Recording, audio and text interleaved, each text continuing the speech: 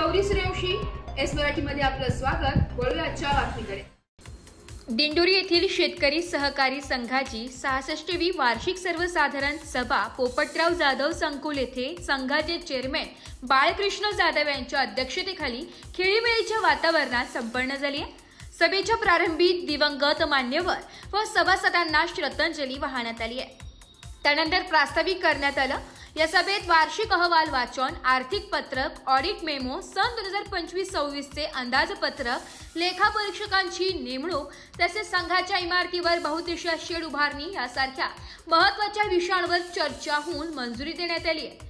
या प्रसंगी व्यासपीठावर व्हाईस चेअरमॅन राहुल जाधव, संचालक रामभाऊ ढगे, रामदास पिंगळ, भरत कर, गुलाब तात्या जाधव, दिलीप जाधव, रघुनाथ पाटील, रघुनाथ गायकवाड, सुरेश घुमरे, संतोष कथार, सुनील मातेरे, धर्मराज राऊत, सौ मीना रमेश मवाळ, सौ सुमन धुमणे, स्वीकृत संचालक नामदेव घडवजे, दिनकर जाधव, नवनाथ नाठे, शशिकांत गामणे, वाळू जगताप, बाळासाहेब महाले, प्रकाश पिंगळ, गणेश हिरे तसेच सचिव संजय जाधव आदी मान्यवर उपस्थित होते।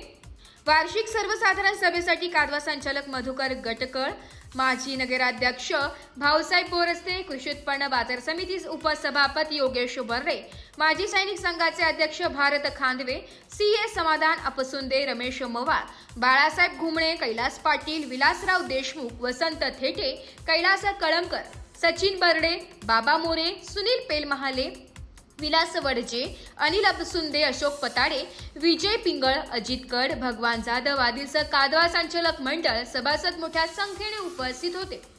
सचिव संजय जाधव यांनी विषयांचे वाचन करून मागील सभेचे इतिवृत्त वाचन केले।